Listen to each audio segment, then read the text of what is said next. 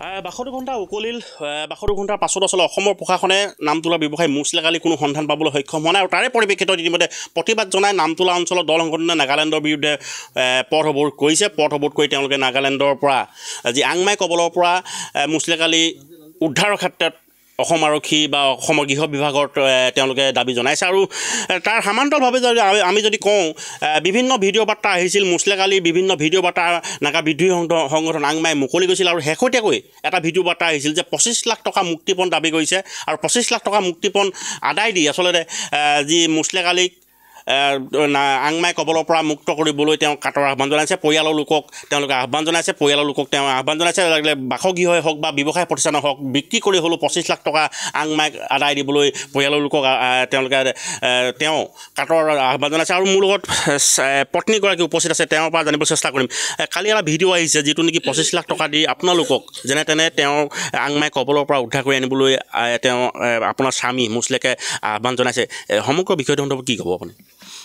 এইটোৱে ক'ব বিচাৰোঁ, মইতো নোৱাৰিম ইমান পইচা পাতি মোৰ ওচৰত মই ক'ত পাম, কি কথা। মইতো ঘৰৰ মোৰতো আৰু কোনো নাই, মোৰ এটা ককায়েকৰ বাহিৰে বেলেগ একো খানদানো নাই। তেওঁৰ ককাই বাইকোটাই আজিলৈকে খবৰ নিয়া নাই। তেওঁ আমাৰ গাৰ্জেনটোৱে সোমাই থাকিলে আৰু কোনে এনেকৈ ব্যৱস্থা কৰিব, কি কথা মইতো একো নাজানো। বুজন পৰিমাণৰ ধন আচলতে 25 লাখ টকাৰ বুজন পৰিমাণ আপোনালোক দিব পৰা সামৰ্থ্য কেনেদৰে হ'ব? তেওঁ দোকান বিক্ৰী কৰিব গৈছে, ঘৰ বিক্ৰী কৰিব গৈছে, আপুনি কেনেদৰে তেওঁক উদ্ধাৰ কৰিব বিচাৰিব?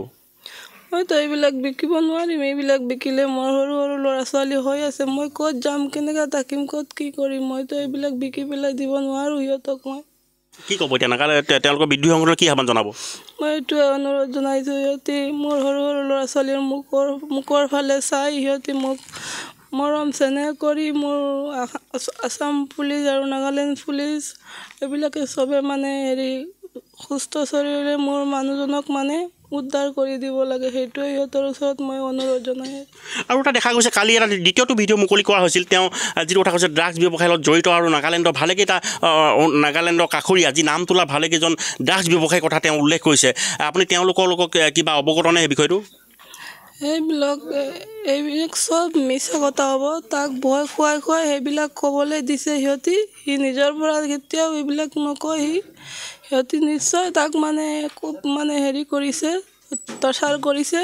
সেইকাৰণে সি উল্টা পুল্টা বকিব পাৰিছে। আৰু এনেও অলপ তাৰ মাইণ্ডটো অকণমান আছে, কেলে বহুত বেমাৰ হয় মানুহজন না, বেমাৰ দৰৱৰ ওচৰতে চলি আছে আৰু অকণমান তাৰ ব্ৰেইনতো কিবা আছে, এফেক্ট আছে। সেইকাৰণে সি উল্টা পুল্টা সিহঁতি ক'বলৈ দিছে, সেইকাৰণে সি এইবিলাক উল্টা পুল্টা বকি আছে। আচলতে এয়া আছিল পত্নীগৰাকী ভাষ্য। আৰু মই আত্মীয়গৰাকীৰ ওচৰলৈ যাম, যিহেতু নেকি কালি 25 লাখ টকা এটা মুক্তিপণ দাবী কৰা এটা ভিডিঅ' আহিল। তাৰপিছত অসম আৰক্ষীয়ে আপোনালোকৰ কিবা যোগাযোগ কৰিছে নেকি? নমস্কাৰ। অসম আৰক্ষীয়ে আমাৰ ওচৰত এইটোৱে যোগাযোগ কৰিছে যে আমালৈ কোনো তেওঁলোকৰ ফালৰ পৰা কোনো ফোন কল দাবীৰ কোনো কল আহিছে জানো? আমালৈ এইটো মই স্পষ্ট কৰি দিব বিচাৰিছোঁ, এতিয়ালৈকে আমালৈ বা আমাৰ ফেমিলিলৈ তেনেকুৱা কোনো ফোন কলো অহা নাই, কোনো আপোনাৰ বাৰ্তাও অহা নাই বা কোনো পত্ৰযোগে কোনো বাৰ্তা অহা নাই। কিন্তু যিটো ভিডিঅ' তেওঁলোকে ভাইৰেল কৰিছে সেই ভিডিঅ'যোগে দেখি আছোঁ মানুহৰ মোবাইলত যে তেওঁ বা মোৰ বনিজনীয়ে কৈ আছে 25 লাখ টকা দি পেলাই মোক ওলাই নিয়া, মোক উদ্ধাৰ কৰি নিয়া। চাওক, মই এটা কথা স্পষ্ট কৰি দিব বিচাৰিছোঁ যে 25 লাখ টকাটো এটা বুজন পৰিমাণৰ ধন হয়। এইখিনি গোটাবলৈ আমাৰ পুৰা ফেমিলিৰ কোনো সামৰ্থ্য নাই। এতিয়া যে তেওঁ কৈছে তেওঁ দোকানখন বিক্ৰী দি হ'লেও, চাওক দোকানখন অকলে তেওঁলোকৰ সম্পত্তি আছে।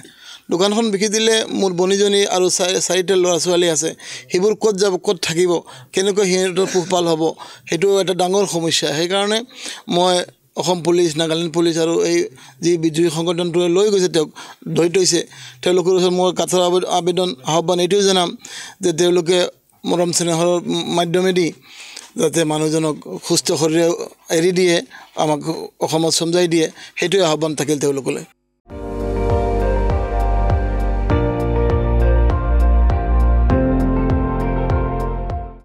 আপুনি চাই আছে ND24, সৰ্বশ্ৰেষ্ঠ নহয় সৰ্বোত্তমৰ দৌৰ।